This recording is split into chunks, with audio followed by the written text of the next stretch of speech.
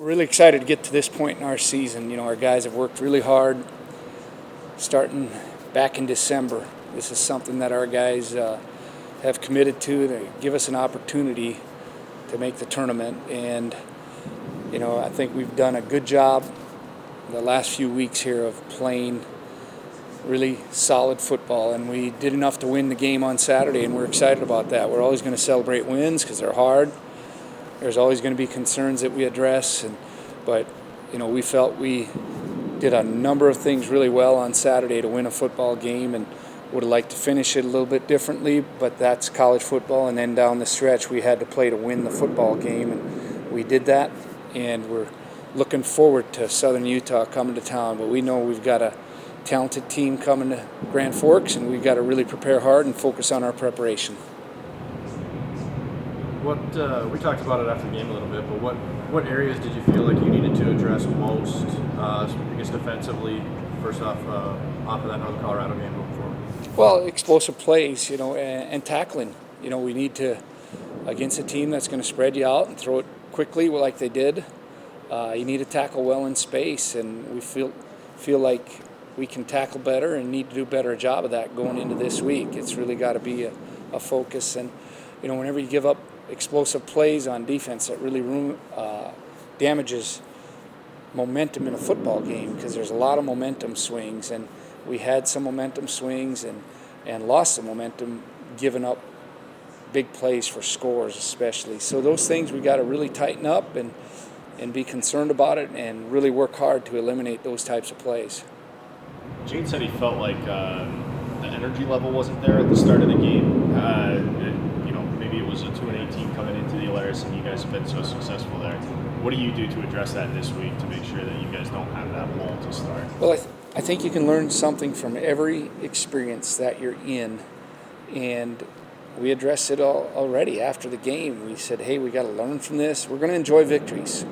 They're hard to get, and we played well enough to win the game, but you really got to learn from all experiences, and we need to be at the right emotional level. And, it's different for different positions in football. That's what's always the challenge for your team. Guys that are doing the fine motor skills that are a different anxiety and emotional level than guys that, are probably up front on defense. So we've got to help our guys get to that right level, and then a focus needs to be really, really high.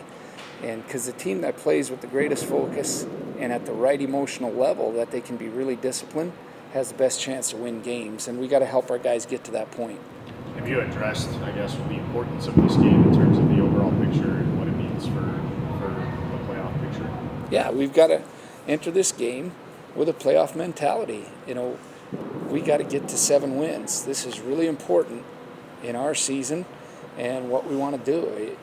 The past is the past. Right now we have one thing on our mind, and that's our preparation, and we've got to really break it down into the small chunks. The next thing is the most important thing, but we know our guys are well aware of the importance of the game when we get to 105 on Saturday afternoon. I know it's still early in the week, but do you sense the guys are approaching this one a little bit differently after what happened this weekend, so much closer than it was expected to be? Yeah, I think so. When you go through things, you have a different attention level and listen to guys that have gone through it before. Our football team, we have experience in some areas, but we're inexperienced in other areas. So everything we're going through is new for some of our guys, and other guys, it's a repeated experience for them. So what we got to help our guys with is just all getting on that same page, understanding the importance. But we'd really, for seniors, this is probably a little bit different than for the younger guys, but we sure want everybody to know the importance of this game for our 2019 football team. Coach, you just mentioned it before. It's hard to get wins, so how much would this mean to the program to go unbeaten at home for an entire season? Well, it'd be a really good performance by our team throughout the year. We had some really good opponents that came into the Alaris Center that I thought we played good football. We had some situations where we had to perform and come from behind to win. We had to do it in a 2-minute drill, and to go undefeated at home, I think that says something about your football team, to protect your own turf and And it says something about the support we get too. We've had great atmospheres at the Alaire Center, and we really appreciate that. But our guys still need to focus on it doesn't happen automatically. We still help create the atmosphere by creating explosive plays, creating turnovers, being sound on special teams, and getting those field position plays that swing the momentum in our favor. You also mentioned, too, it might be a little different for the seniors on Saturday. Is it hard or weird as a coach to kind of balance the celebration of senior day, but also they've got to be all business there for that 60 minutes? Yeah, you always get concerned about it's an emotional day for them. They're going to be with their families before the game, and you want to address that early in the week. Hey, guys, you're going to have this neat time and special time because it is special.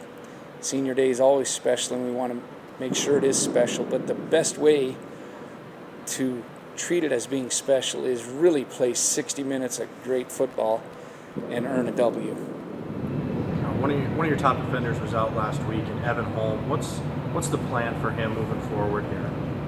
Well, Evan's going to play, and we need him to be in the game, and we think he's a really good player and helps us. And we've had to work through his situation here, and I think we've done a good job of doing that and managing him early in the year, and then late in the year managing his games too. So we're going to have him play, and we look forward to having him on the field. Just get your thoughts on this senior class and what they've meant to this program.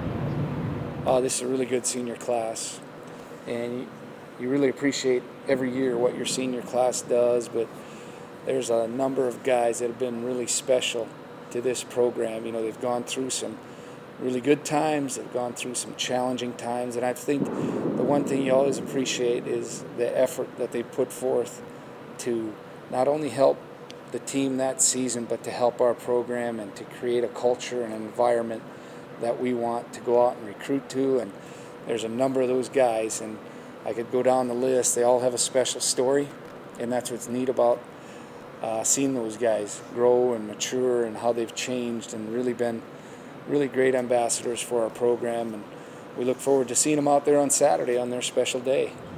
Coach, let me ask you about one of them then. I'm about to talk to Noah Lanza. He's put together 2 really good games back-to-back against Weber in Northern Colorado. How has he done his senior year, and what has it been like to coach him? Well, it's been awesome to coach him because you get the same guy every day, and he is just so steady and very competitive. The one thing we learned about him from the first day he got here, that he is really competitive. You don't see it in his talk, but you sure see it in his practice effort. You see it in games. He's come up with so many big plays at big-time moments, and it's because he's ultra competitive. And we just really appreciate that energy and that competitive spirit that he brings to our football team.